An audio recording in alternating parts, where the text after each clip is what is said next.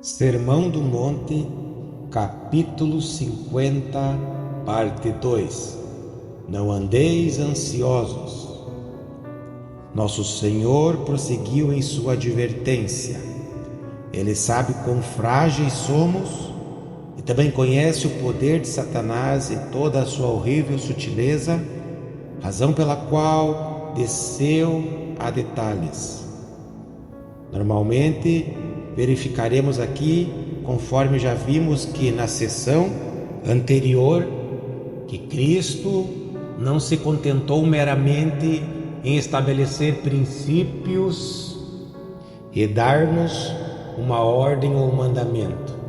Antes, nos dá argumentos e oferece-nos razões. Ele apresenta essas coisas para serem apreciadas pelo nosso bom senso.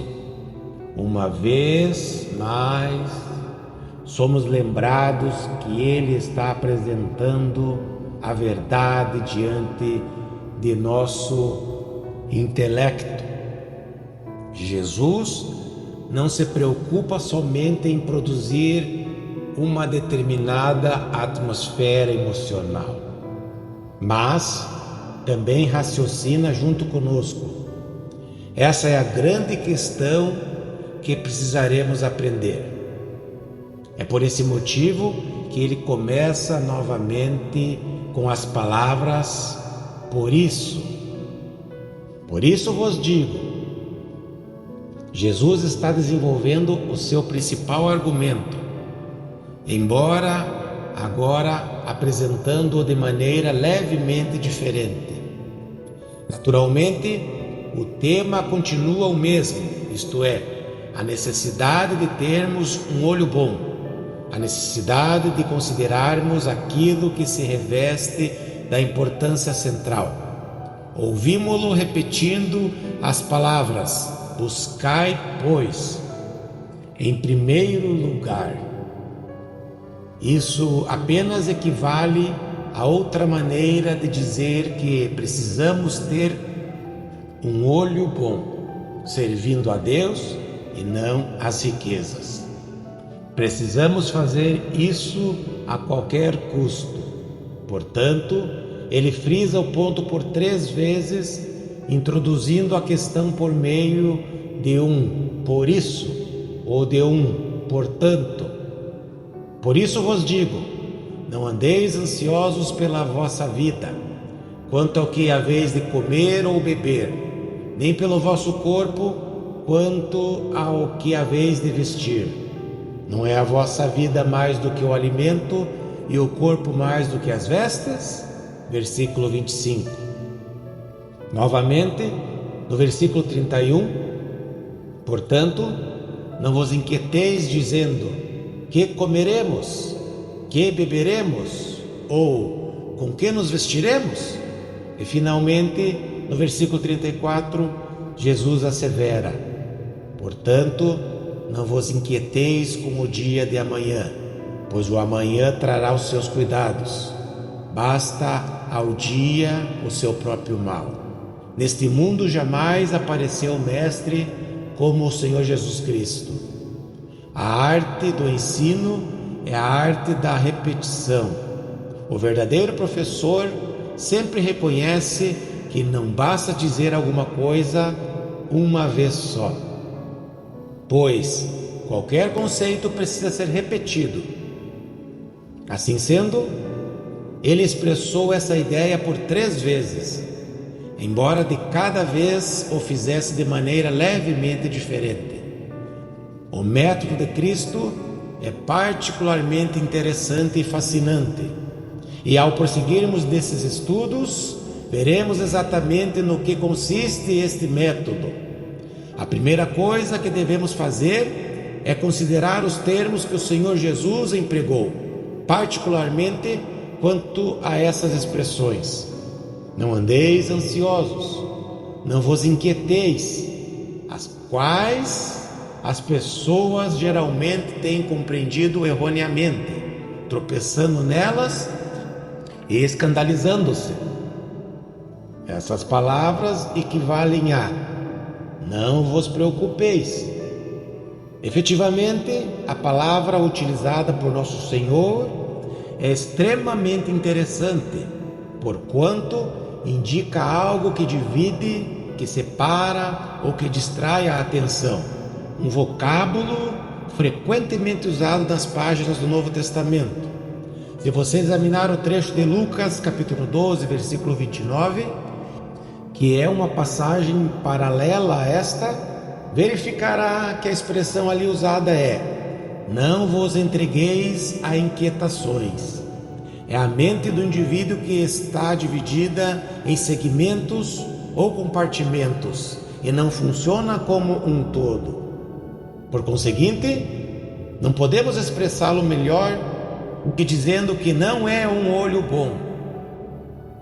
Manifesta-se nesta atitude uma espécie de visão dupla, um olhar lançado para duas direções simultaneamente, um olhar que realmente não pode ver coisa nenhuma como é evidente.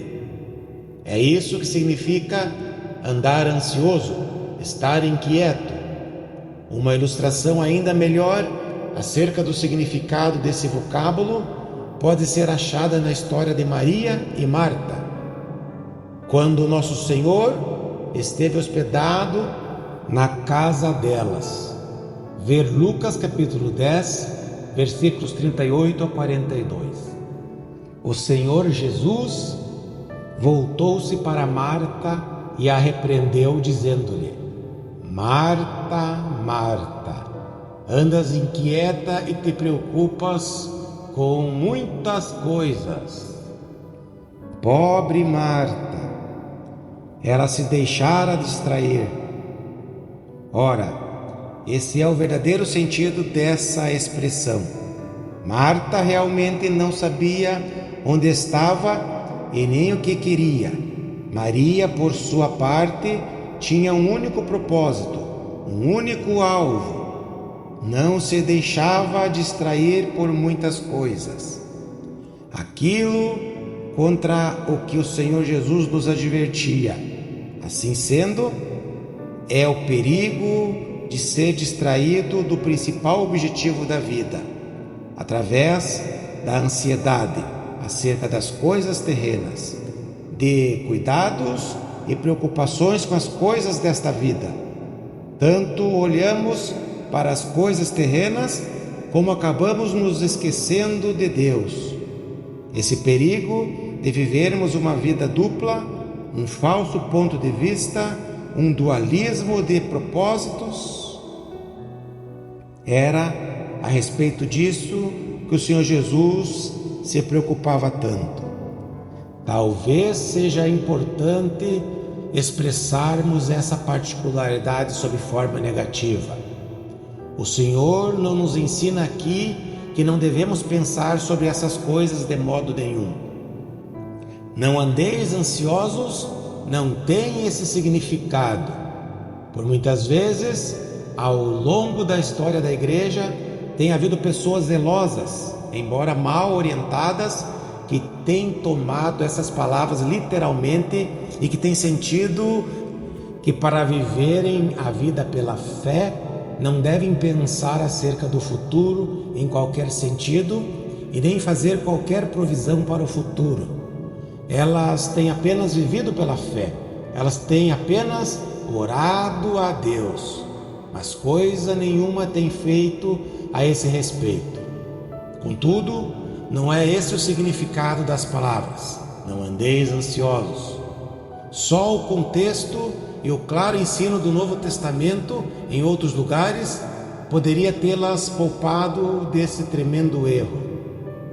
O conhecimento do significado exato das palavras no grego não é o único fator essencial para a verdadeira interpretação, pois se alguém ler as Escrituras e se alguém observar o contexto das passagens examinadas, será salvaguardado desses erros.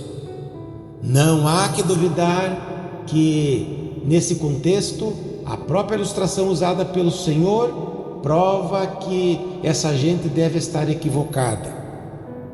Jesus utiliza-se do argumento das aves que voam no espaço.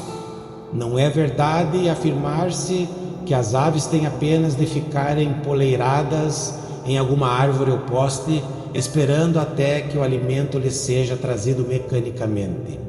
Isso não corresponde à realidade. Elas buscam ativamente o seu alimento. Há uma intensa atividade entre as aves, pelo que o próprio argumento empregado pelo Senhor Jesus exclui inteiramente a possibilidade de interpretarmos esse seu ensino como se envolvesse uma espécie de espera passiva por Deus, sem que o homem fizesse coisa alguma.